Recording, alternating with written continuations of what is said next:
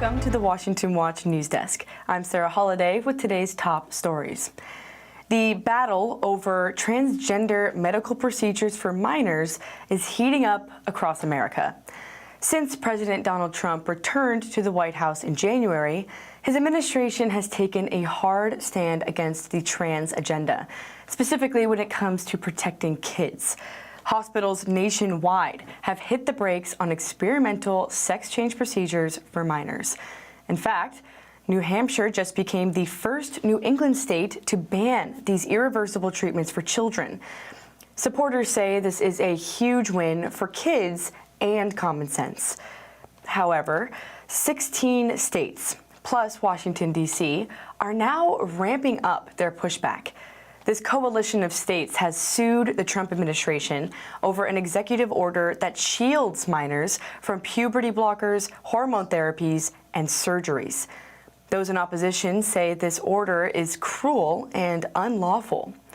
Supporters, however, have cheered it as a critical stand against the mutilation of young bodies. Switching gears. The Trump administration is facing another setback in the fight against illegal immigration. Los Angeles has already been the center of several violent anti-ICE riots, and the city continues to push back against law enforcement. On Friday, the 9th U.S. Circuit Court of Appeals upheld restrictions on ICE raids in L.A. This ruling doesn't stop raids altogether, but it does make them more difficult to execute. Tied to a 2020 lawsuit, it blocks ICE agents from conducting arrests in places like schools, hospitals, and churches unless they get prior approval. But the case isn't closed. It's now headed for another hearing in September. In other news, President Trump has fired the Bureau of Labor Statistics commissioner. This comes after a July jobs report came out showing that the American economy added only 73,000 jobs and unemployment rose to 4.2%, which was worse than expected. When asked why he fired the Biden nominee, Trump accused her of intentionally falsifying statistics both before and after the 2024 presidential election. I think her numbers were wrong. You go back, and they came out with numbers that were very favorable to Kamala, okay? They're trying to get him elected, trying to get her elected. And then on the 15th of November or thereabouts, they had an 800,000 or 900,000 overstatement reduction right after the election. It didn't work because you know who won, John? I won. I've had issues with the numbers for a long time. But nowadays, we're doing so well. I believe the numbers were phony, just like they were before the election, and there were other times. So you know what I did? I fired her. Right. Some critics claim Trump is politicizing the agency, but the White House claims the firing aims to ensure accurate data with the new commissioner to be named soon. In one final story, Texas Republicans are trying to secure their congressional majority for the 2026 midterms. How so? They're pushing to redraw U.S. House maps. President Trump himself is fueling the charge. The changes could help cement GOP control in the red state. But in an alleged attempt to block the vote on this, over 50 Democrats fled to Illinois. Texas Governor Greg Abbott called them out. And if they're not back to work by Monday, he said he will invoke a Texas Attorney General opinion to remove the missing Democrats from membership in the Texas House. To this, Democrats said, and I quote, "Come and take it." Stay tuned to see how this feud plays out. And those are today's headlines. I'm Sarah Holliday. Dive deeper with the Washington Stand at WashingtonStand.com. Watch this and other news on the Stand Firm mobile app. Up next is Washington Watch with Tony Perkins. We're back tomorrow with more stories that matter.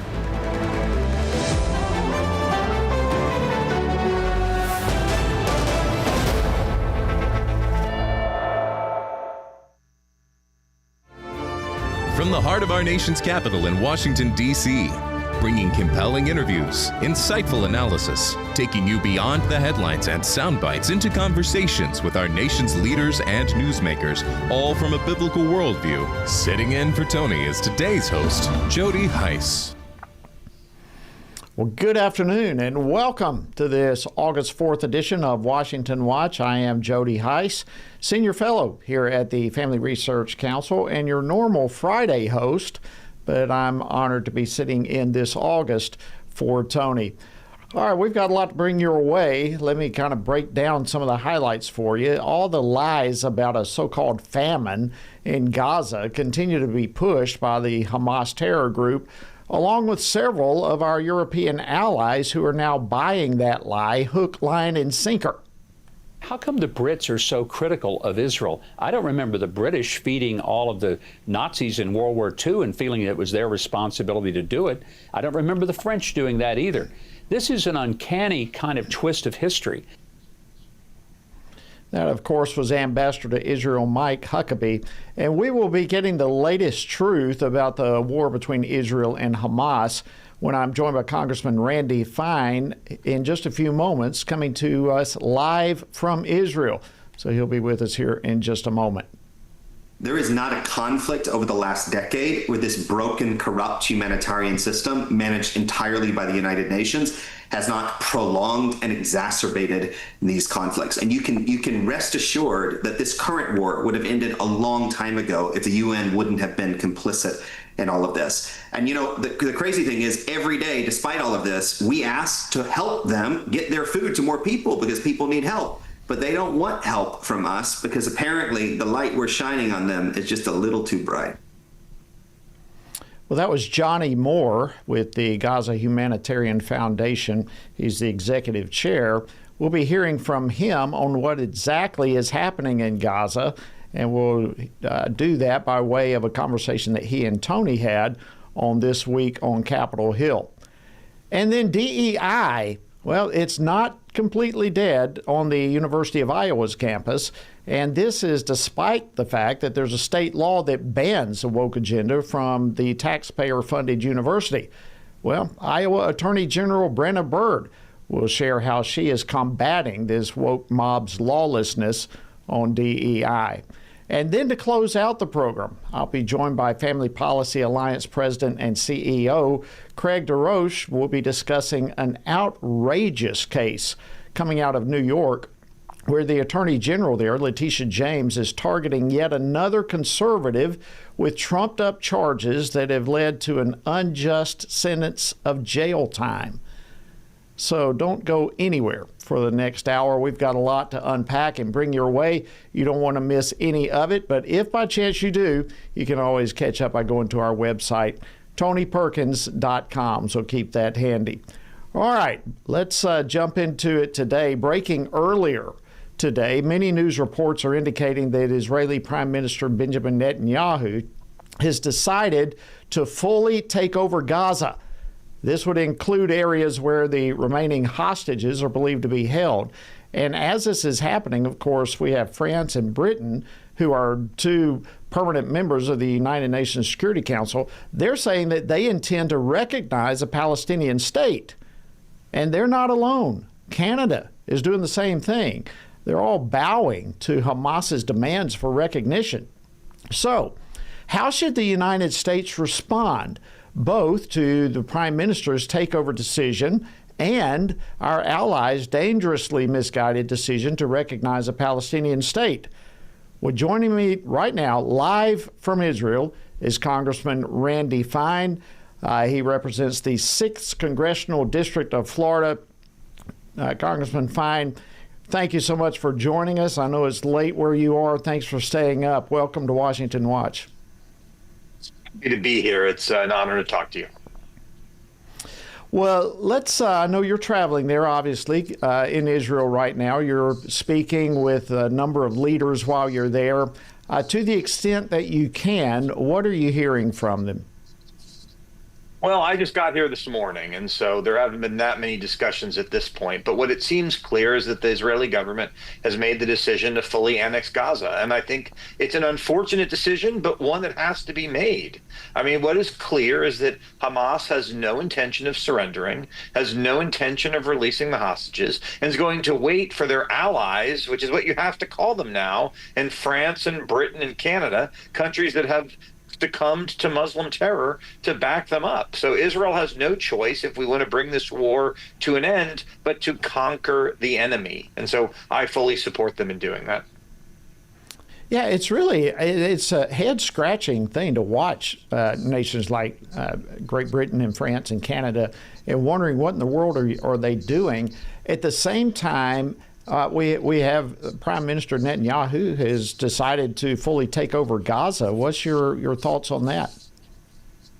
Well, look, I think those countries are saying what they're saying because they have submitted to radical Islam. I mean, they have allowed people who have no desire to integrate, who come into their countries largely on government benefits. They don't seem to want to plead for asylum in Muslim countries. They seem to want to come to their countries. And now they're a meaningful percentage of the electorate. So they're just having to kowtow to their voters. But as for what Prime Minister Netanyahu is going to do, look, he has an obligation to bring this war in for an end. And the way wars end is one side wins and one side loses. But for decades, the West has said to Israel, you can't win.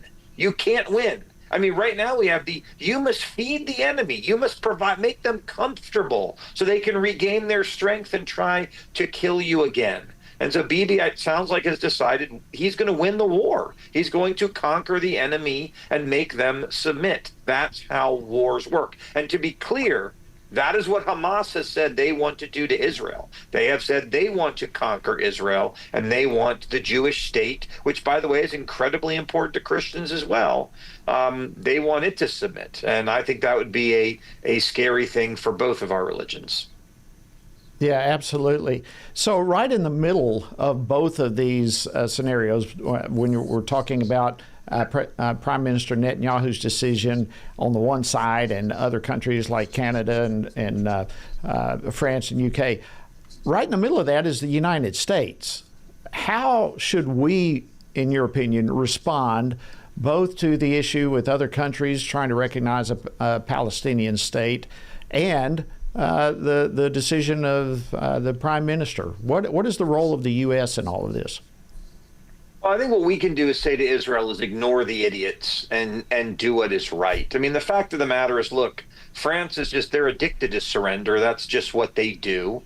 The UK and Canada, again, have both embraced radical Islam in their countries. So why would we be surprised when they say they are going to support it in other parts of the world? What the U.S. has to do is be strong, and we have to support Israel however they need it. And I think we have to do something, and I'll be calling on Bibi to do this when I see him this week, is what is clear is that Israel and the West is winning the military war, but to some degree we're losing the PR war. The Muslim terrorists are very good at lying.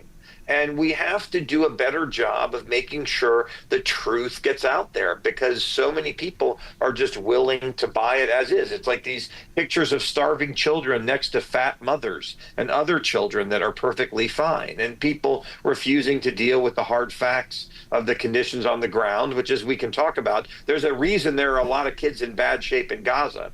And it turns out, if you marry your cousin, which almost half of Gazans have done, you're going to have a pretty good chance of your kid having a problem. Yeah, good point. And I saw today that Israel is calling on the legacy media to start showing pictures of the starving hostages that they're holding and the horrible conditions that they're in by way of comparison. But you referred to them as don't listen to the idiots, I believe is the way you said it. And I mean, look, that's just putting it straightforward. But unpack for us, Congressman Fine, what are some of the real world consequences when our allies start believing the lies of a terror group? Well, I think the consequences is we lose them as allies. I mean, these countries, it's less about what they're doing with Israel. It's what they're allowing to take place in their own countries. France has Muslim Sharia no-go zones. In the UK, if you criticize Islam, you go to jail. But if you want to call for the deaths of Jews, that's A-OK. I mean, it's what worries me less is about these countries, their support of Israel. Look, Israel doesn't need their support. Israel's used to being alone or being alone with the United States. What worries me is about the collapse of Western civilization, because that's what I see. I see people who have no desire to assimilate, do not share the values of the countries they're going to, and do not seek to add value to those societies, come in and ruin them. You can look at the same problem in the United States in our immigration system. Too many of the wrong kinds of people who don't want to add value, don't want to assimilate, and don't share our values. It's not about the color of their skin or what they look like. It's just, do they want to come and add value? And these countries have allowed these people in. They've talked about taking children from Gaza to give them health care. But once they do that, then they have to bring their extended families. It's a disaster for these countries to be thinking about doing these things. Yeah, and you talk about these countries that have allowed these people to come in and really transform their country. I mean, we've watched through the open borders that we have here, a lot of this type of stuff coming across our own borders as well. How do you think that these lies potentially have contributed to that, to the exploding anti-Semitism that we're seeing right here in America on college campuses, not to mention worldwide, like some of the countries that we've mentioned? Look, it's bad. I'm not just a member of Congress. I'm a Jewish member of Congress. I'm one of 4 Republican Jews. And so this affects me personally and my family personally. And I will say that when the world said never again, it lied. Because never again is going on right now. And the level of anti-Semitism that you see online, on social media, that you see on our college campuses, that you see in our streets, Jews being attacked, their homes being graffitied, it is reminiscent. It is exactly what happened in the 1930s in Germany. And I've got news for people. If your life isn't going the way that you wish, it isn't because the Jews did it to you. It's because you screwed up your own life. But people hate Jews because, frankly, no group's been treated worse in history, yet we always figure out how to come back and be prosperous. And I think you got a lot of people who are just miserable and want someone else to blame. Well, real quickly, are there some things that we can do, perhaps Congress, but just as an audience even, to combat some of these insidious lies that Hamas and their allies have been spewing on the world stage? Well, I think the biggest thing that people can do is they can call their elected officials.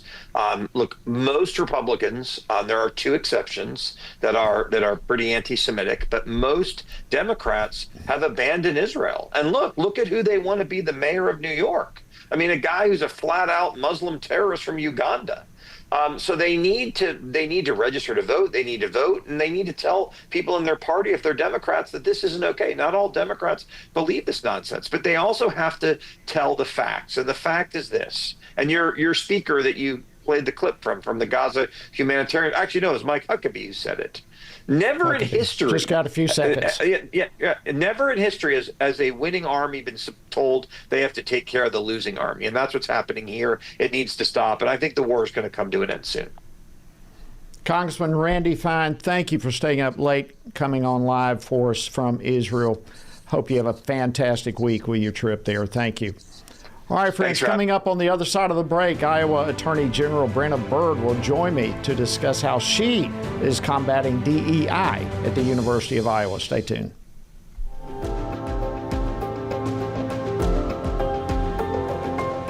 The family is the oldest, most tested, and most reliable unit of society.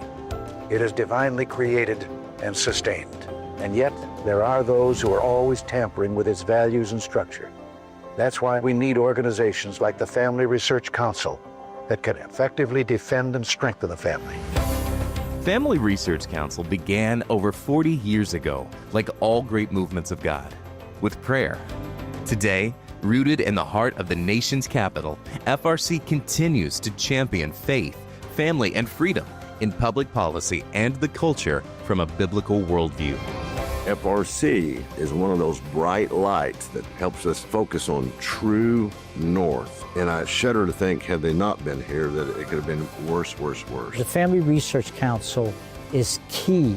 It's one of a handful of groups that I think will determine whether our children live in a country that enjoyed all of the freedom and all the opportunity that we enjoyed in this great land. It's just a wonderful parachurch organization that doesn't seek to take the place of the church, but it seeks to assist the family and the church as we try to move forward successfully, not in a defensive mode, but in an offensive mode as we seek to live our lives according to the Holy Scriptures. FRC is not going to be whooped. We're going to fight. We're going to take a stand. And again, we don't retreat. You will never see in front of this building here in Washington, D.C., a white flag fly. We will never step back. We will never surrender, and we will never be silent.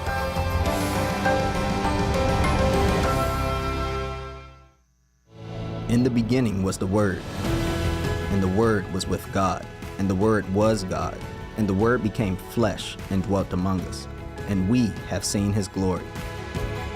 Family Research Council invites you to join our Stand on the Word Bible reading plan as we reflect upon the life of Jesus, the Word who dwelt among us. Come with us and discover the glory of the Word. Read the Gospels and witness the life-changing story of Jesus, His life, death, and resurrection. Come read how Jesus transformed the lives of common people and how those same people transformed the known world through the power of the Holy Spirit. Come with us for 10 to 15 minutes a day and read the entire New Testament before the new year. Find our Bible reading plan and daily devotionals from Tony Perkins at frc.org/Bible. Join us and stand on the Word.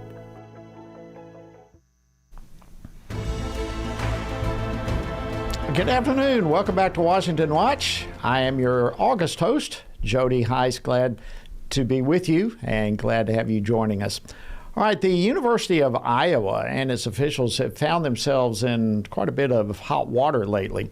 The controversy actually erupted late last month after Fox News and Town Hall caught two separate university employees admitting on a hidden camera that the university is still promoting DEI initiatives in violation of state law. So, what can the state attorney general do to address this defiance of the law? Well, I'm honored now to have that state attorney general from Iowa, Brenna Byrd, joining us right now. Attorney General Byrd, thank you so much for joining us on Washington Watch. Yes, thank you. Good to be with you.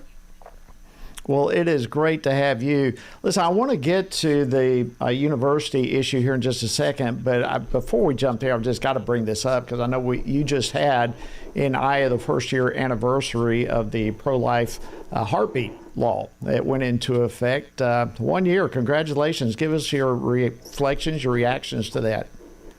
Yes. Well, 1 year with our heartbeat law, and it was a tough journey to get here. Back before I was elected Attorney General in 2018, it was the first time our state passed heartbeat. And my predecessor, the Attorney General that I beat, he refused to defend our heartbeat law in court. And so fast forward this heartbeat law, when I was elected, we put the full weight of the Attorney General's office behind defending our law in court. And it was upheld by a close vote of our Iowa Supreme Court, and it's the law here in Iowa.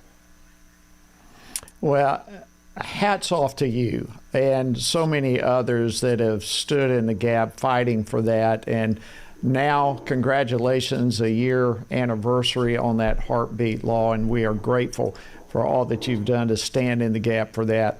If I can shift gears with you here real quickly, let's go back to the University of Iowa, where we have a couple of employees there who have been caught on hidden camera saying that the university continues to engage in diversity, equity, and inclusion efforts in spite of the fact that that goes against state law.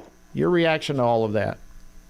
Yes, well, Iowa has a law that says DEI is not allowed. And in fact, discriminating against someone on the basis of their skin color, that's been illegal for a long time. And DEI is just another way of doing that. Our law says that taxpayer dollars can't be spent on it. Our state universities can't hire people based on it, have scholarships, no promotion of DEI on the campuses. And the videos that were released were quite disturbing. They apparently show folks working at the University of Iowa who are paid for with taxpayer dollars being very upfront that they haven't changed what they do, but they are just going ahead and doing what they want and calling it something else. So we are investigating. We're putting work into figuring out just what happened, pull that curtain back, and get some sunlight on what is going on there, because the law must be upheld. All right, so just for clarity's sake, what is the law that they violated? I mean, unpack that for us. What specifically did these two individuals allegedly do that was breaking the law? Well, we're still investigating it, and the investigation isn't done. But let me tell you what the allegations are and the law that is implicated there. The law in Iowa, passed by our legislature, signed by our governor, says that no taxpayer dollars can be used on DEI initiatives. That means they can't pay someone whose job it is to do diversity, equity, and inclusion. The law also says that the universities can't promote DEI, and they can't use DEI in hiring, scholarships, admissions to the school, all of those types of things. And so the legislature was very clear about what was not allowed, and that's exactly what we're investigating here. They cannot use taxpayer dollars to advance the cause of DEI with the taxpayers' own money. Okay, and it seems as though they are bragging of the fact that the university is doing this. So I guess I want to get to the truth of that. Is this a case of just a couple of bad apples at the university, or is, in fact, the university more broadly engaging in some sort of campus-wide active cover-up of their continuing DEI activities? Well, that's just the sort of thing that our investigation is looking into. We will look into relevant information and documents, other types of evidence related to this, and get to the bottom of it to see whether it's just two individuals who are isolated or whether it's part of something larger. That's why we have that investigation. Well, it would seem as though, and I certainly don't know, that it's more than just two individuals. But I'm glad you're investigating that. So let me take this a little bit deeper then. What can you do? The Attorney General of the great state of Iowa, what power and authority do you have as this goes forward to specifically, if the right word would be, to punish the university for their open defiance of state law? Let's start with that. What can be done? Well, there are a couple of things that we can do, and I would note that sunlight and sunshine are great disinfectants. And when we pull that all back, when we pull that curtain back, and Iowans, legislators, the governor, everyone sees what is going on there, I think action will result from that. People need to know what's going on so that they can solve that problem. I think that's one thing that will be a big help.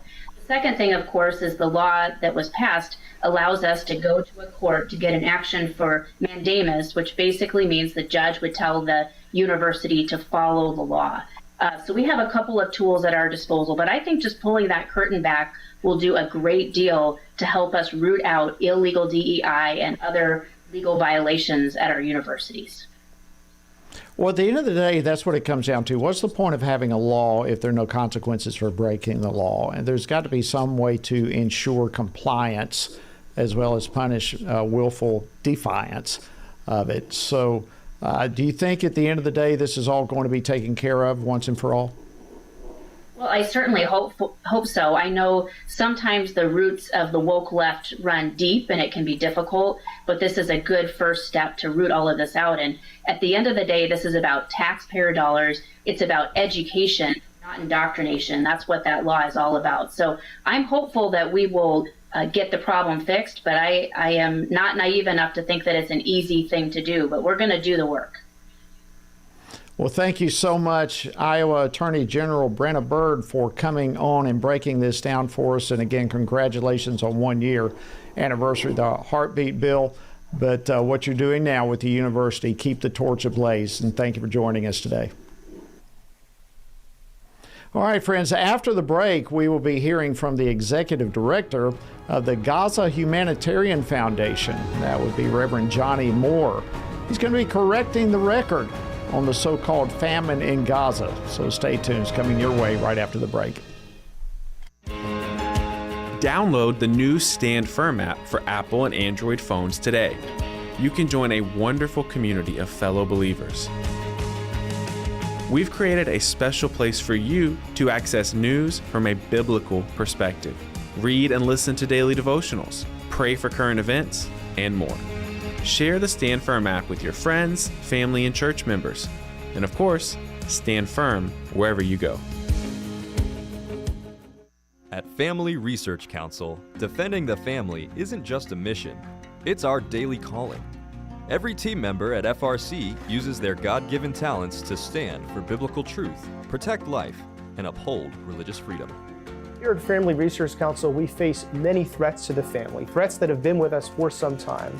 Abortion, the gender ideology threat, the attacks on marriage, the attacks on parental authority, and the attacks on religious freedom. We have to promote, support, strengthen, and incentivize family growth so families take their place in society in a place of honor. I'm defending the family by working in the Center for Biblical Worldview to provide cutting-edge research and resources for pastors, ministry leaders, and Christian parents. Through my work at the Washington Stand, I passionately defend what God has defined for marriage and family. I don't see the Washington Stand as just a place to talk about cultural events. It's a place to share biblical truth. It's a perfect outlet to advance and defend what God has defined as good, true, and beautiful. Because of you, we're able to frame things in such a way that help Christians stand for truth on the things that matter most, like life, faith, family, and freedom. Thank you for standing with us. Thank you for your support. It is so critical to the work that we at Family Research Council are doing day to day as we support and strengthen the family.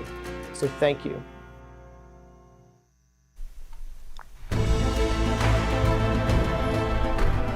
Welcome back to Washington Watch. I'm your August host, Jody Heiss.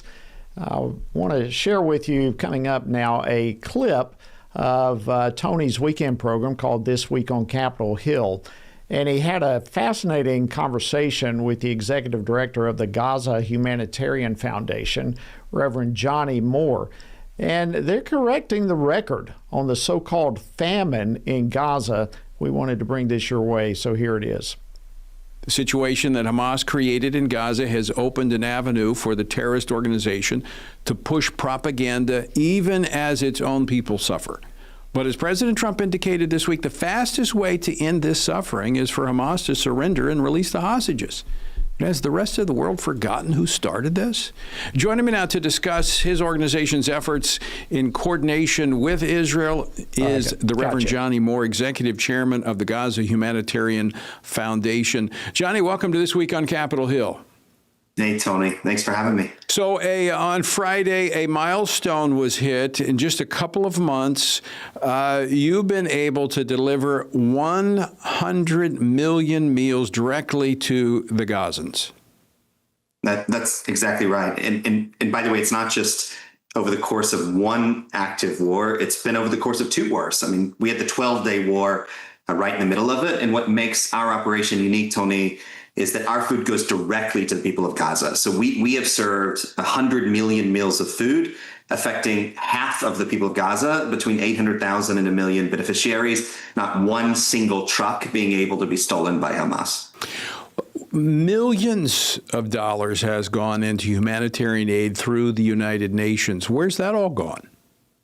It's gone to Hamas, actually, either directly or indirectly. I mean, the Gaza Strip before October 7th was an aid-based economy. And so Hamas's primary way of controlling the people of Gaza was to take free aid from the international community, from the United Nations, from UNRWA, and use that aid for its purposes. And they did it in all kinds of ways, and the UN knew that they were doing it. So they would tax the aid, they would steal a percentage of the aid and give it to their fighters, they would take free aid, they would sell it on the on the black market. And over the course of the war since October 7th, Hamas has done even more. They actually use the UN aid convoys to transfer fighters and messages in order to facilitate their actions against Israel. And even over the course of this war, Tony, they've made hundreds of millions of dollars to prolong the war, to sustain their operations by taking the gifts of the world, stealing them and selling them. And it's not a small number. The World Food Program itself, in their publicly disclosed statistics, admit that 90% of their aid trucks over the last several months never made it to their final destination. So that's the problem we solved. So let me just get a very fine point on that, Johnny, is that you're saying that the humanitarian aid that the world has been, the international community has been screaming for through the UN, has actually gone in and funded Hamas's war effort.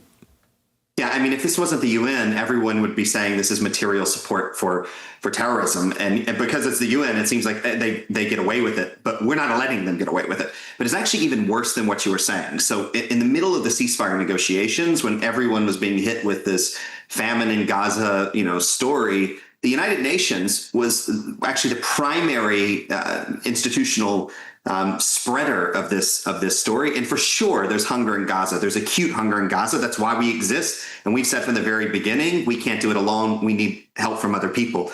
But what the United Nations was doing is, while they were decrying famine in Gaza, this alleged famine in Gaza, there's no famine in Gaza. There are hungry people in Gaza, no famine in Gaza. They had 950 truckloads of food, not outside of the Gaza Strip, sitting inside the Gaza Strip that they were refusing to distribute. So they were, in effect, sitting on the Hamas side of the negotiating table and using hunger for political purposes. And by the way, everything that we're doing, Tony, began with President Trump. On May 5th in the White House, he said that he was angry that the food meant for the people of Gaza was being stolen by Hamas, and the United States was going to do something about it. And since he said that, we've done something about it. In 2 months, 100 million meals of food. And the people of Gaza know it comes from America, and they know it comes from President Trump, because not only do we see smiles on the faces of these people, they actually thank America, they thank President Trump, and they finally feel free, because food means freedom from Hamas. A minute left, Johnny. So this is why not just Hamas, we expect it from Hamas, but the United Nations criticizing the effort that you're doing, because it's exposing the hypocrisy of the United Nations. Yeah, and it's all over the world. It's not just in this conflict. There is not a conflict over the last decade where this broken, corrupt humanitarian system, managed entirely by the United Nations, has not prolonged and exacerbated these conflicts. And you can rest assured that this current war would have ended a long time ago if the UN wouldn't have been complicit in all of this. And the crazy thing is, every day, despite all of this, we ask to help them get their food to more people, because people need help. But they don't want help from us, because apparently the light we're shining on them is just a little too bright. Wow. That is some valuable information of an interview that Tony had with Reverend Johnny Moore. It took place on the program This Week on Capitol Hill. And Johnny Moore is chairman of the Gaza Humanitarian Foundation's effort to send food aid directly to the Palestinian people. If you would like to see the entirety of that interview, you can do so by going to thisweekoncapitolhill.com, thisweekoncapitolhill.com, or of course you can have our Stand Firm app and watch it as well. Listen, we also have a letter out there for you. Speaking of Israel, you can sign on to the letter that we're asking President Trump to resist any initiatives that would call on Israel to exchange some of their land for uncertain promises. And you can join that letter by texting LETTER to 67742. All right, after the break, we have an outrageous case coming out of New York, and conservatives, pro-lifers in the crosshairs. Stay tuned. Family Research Council is committed to advancing faith, family, and freedom from the East Coast to the West. So FRC is going to Southern California for this year's Pray, Vote, Stand Summit, October 17th and 18th at Calvary Chapel, Chino Hills. Join us for this powerful gathering of Christians desiring cultural renewal and spiritual revival. The Pray, Vote, Stand Summit brings together Christian leaders, issue experts, and government officials for a time of prayer, inspiration, and action. Together, we will seek God's guidance for our nation and engage in meaningful discussions on the intersection of faith, government, and culture. If the spiritual foundations and the cultural walls of our nation are to be rebuilt, we all have a role to play. May we each find our place on the wall as we build for biblical truth. Register now at prayvotestand.org. That's prayvotestand.org. Jennifer, it's so exciting to be here with you today talking about our new book, Embracing God's Design. Who is actually going to benefit from reading this book in your view? There's so many different audiences that can benefit. The first one are counselors themselves, right? Because we have some material in there where we really address the gender dysphoria diagnosis and what is wrong with it. We have information for people who are wanting to go back to embracing God's design for their life. This is really magical to have the therapist and the individual who suffered come together and write about why this is happening and why we're seeing this. And we brought all of that experience to the table. We want to see people walking in the fullness of who God has called them to be and not a false identity. Order today at embracethedesign.com. How should Christians think about the thorny issues shaping our culture? How should Christians address deceitful ideas like transgenderism, critical theory, or assisted suicide?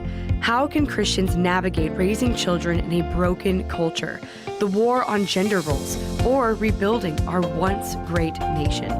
Outstanding is a podcast from the Washington Stand dedicated to these critical conversations.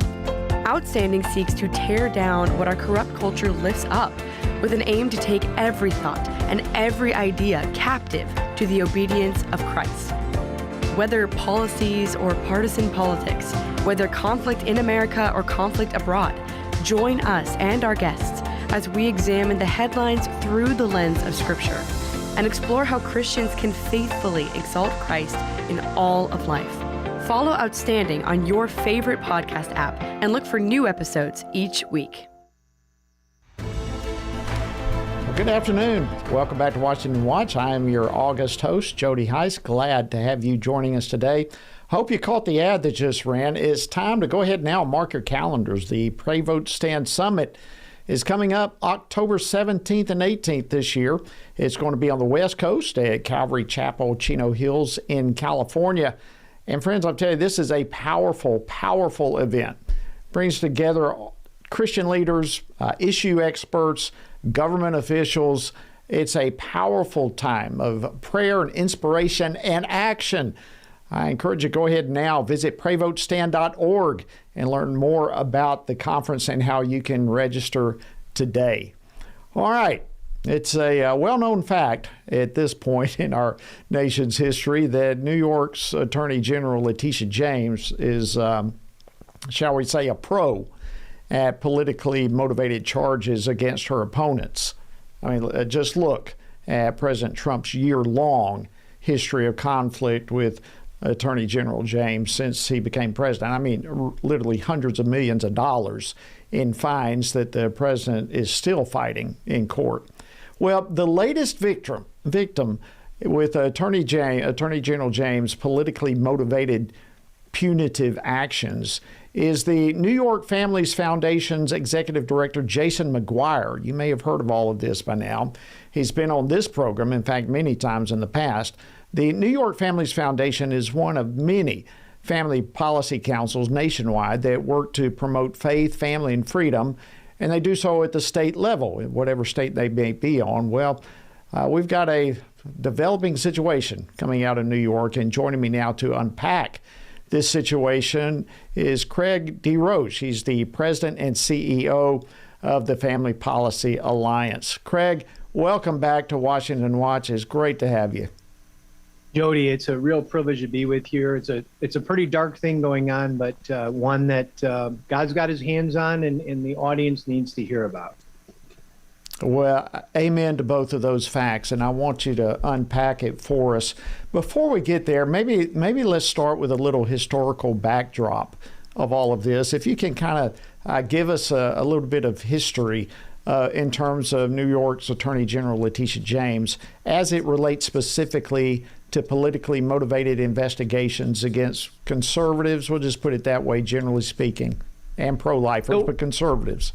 Absolutely. So it's become more common that we know that liberal prosecutors prosecutors in America don't have checks and balances like other elected offices. They get their budget and then they kind of are off to the races.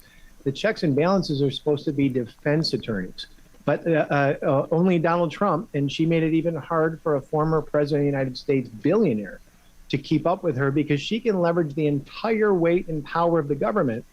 And she's not doing it to follow any legal basis under the color of law in her job. She just has been using it as a political organizer for several years now. It hasn't caught up to her, but with what she's doing with President Trump and now what she's doing with Jason McGuire, there's a lot of people even on the left, Jody, that are saying this could wind up costing New York many millions, if not more than hundreds of millions, as well as end up putting her behind bars with some of the investigations are uncovering about her actual criminal activity in these endeavors.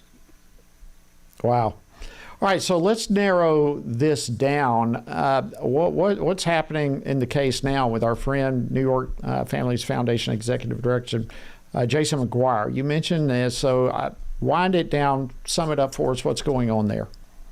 Yeah, so what happened was Letitia James, the Attorney General of New York, it is her place to look after nonprofits. She just hasn't done it before, but for anybody except for Christian conservative ones or the President of the United States. And what she did was she went on what Donald Trump, the president, calls a witch hunt. And people might not know what that means, but she was using her power to subpoena documents and hire forensic auditors to look for T crossings and I dottings with the hopes that she could find something. There wasn't any crime committed.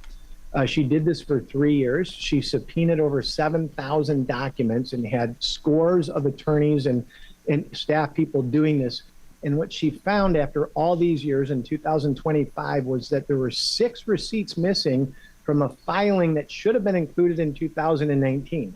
And that is the letter of the law. He had the receipts, he just didn't include them. He didn't steal money, didn't do anything. But to the letter of the law, that is actually a violation. So we're negotiating, and he's negotiating. He's raising hundreds of thousands of dollars. She's using every tactic to try to get him in jail on this side of the state, his wife in another county on the other side, to separate the family while they're raising their kids. Maximum pressure. It was all to get our donor lists. And he showed up at the end of the thing and said, wait a second, all I was doing is missing these receipts. Here they are. And they said that's the letter of the law. They got the judge to say the next step is you have to turn over your donor list. So he said, well, then I'm guilty, and thinking, whatever, I'll just pay a fine. You don't get to do what the NAACP won the victory from the Supreme Court in 1958 to do, to become the thought police. And the judge radically, along with the prosecutor, said, we'll teach you Christians a lesson until you get under our heel, until you hand over your sermons and your donor lists. You will spend time incarcerated. So he was incarcerated until 6 a.m. this morning, and he's got to go back, Jody, for 6 more weekends. That is the banana republic justice system in New York State that is being carried out right now as I'm on the show. Yeah, I mean, that's just, it is so disturbing to think that this is actually happening right here in the United States. As I understand it, this is not the first time that the New York Families Foundation has been targeted. Am I correct in that? That's what I'm saying. So they targeted them for this thing with and actually it was from a 2018 campaign, Jody, if you can imagine this. That's what we mean by lawfare. If you can imagine, and now there's been some scrutiny on Letitia James where people have, she's been out there pointing out to 330 Americans how badly they stink at their life, and that she's willing to lock up everybody except for Diddy, it seems, is a criminal in New York with serious charges. And she comes after these folks, and people are starting to say to her, wait a second, you're filling out mortgage applications with fraudulent information, which actually is criminal intent. When people don't turn in their receipts on some paperwork filing, that's what we call a mistake in America. And then Jody, what happened after this was pointed out to her. As we pushed back on our side against Pride Month, they seemed to embrace it. When she was pointed out the errors of her ways, she doubled down. She issued a press release saying he stole $16,000 from the nonprofit. She's had since 2018 to investigate that. He was the CEO. He's allowed to pay himself $16,000 a year. That's pretty underpaid for New York, from what I've been reading. She accused him of stealing that. He paid taxes, whatever it was. There's no IRS or whatever. So she feels so empowered right now, Jody, to cover up. She's incarcerating a Christian for not handing over his donor list, that she's now trying to say he stole $16,000, and she's had 7 years to enter that into a court record. So we're just trying to bring this forward. We're so grateful to Washington Watch. We're still the little guys, right? Donald Trump got to, her lawfare got to be on the news. Our guy's already been incarcerated for 4 nights, and we're trying to get your audience to plug in and get behind Pray, Vote, Stand. We're going to be there, Jody, by the way. All of our groups are going to be there. We hope you're all there, but we need your support right now to help Jason. We need this issue to become known in America, what she's doing to smaller people besides the governors and the president. Wow. Have you ever seen anything like this? I mean, I can't think of a situation, but from what you're describing, I mean, we're talking a misdemeanor of that amounts to, at least allegedly, paperwork errors, and he's spending time in jail? Yes. 2 weekends already, and he already has his wrongful incarceration and his defamation suits. But folks, our law system is designed to be slow, and he'll get his relief. He'll probably never have to work again in a few years. But right now, a human being is incarcerated because he's trying to stand up for the lives of the unborn. That's what this is over. She wanted our donor list. She wanted to suppress this, trying to protect women in girls' sports.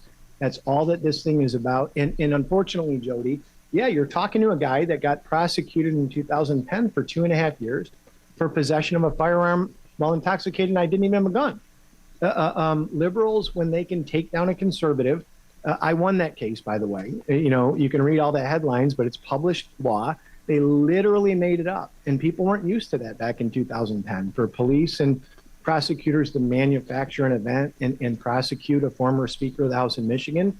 But absolutely, Chuck Colson hired me the first day I met him. I could give you story after story after story of the most egregious things you've ever heard. But know this coming from me and from the Chuck Colsons of the world. There are people that are Christians that did things wrong, and I'm one of them. God has used me in my experience to benefit other people. So this isn't about me.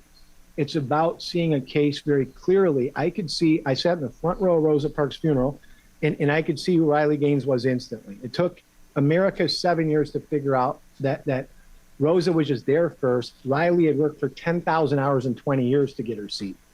A much more egregious outstep.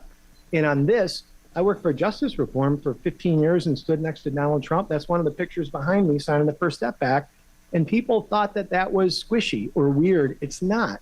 Our Constitution, the left warps it to take away our life as Christians when we're breathing after we're born, equally the same ways they try to take away our liberty and our freedom and our life before we're born. It's evil, and it needs to be confronted. It's already in the Constitution, and this is what unifies, I think, the social conservative movement. Wow. Craig, do you think that this is what's happening in New York, what you're describing, happening more broadly? Is this a hostility against conservative family values? Is this more widely a spiritual battle for the soul of our nation that we're watching across the country? How would you describe what you're seeing as this type of thing is broadening? What I'd say is it's the same people doing the same things for the same reasons that they did it to black people in the 50s, that they did to women before they allowed them to vote, and everything else. There's a certain group of people that are under the possession of the evil one, and they know that if human beings are treated equally and given dignity, and if their life and their liberty comes from the hand of God, that means that everybody from AOC to this prosecutor, Letitia James, all the way up to Donald Trump, can't tell them who lives or dies. That's what America is. It's an affront to the devil, because that's our freedom and our liberty, and that's what they've been trying to do since Thomas Jefferson wrote that we're all created equal.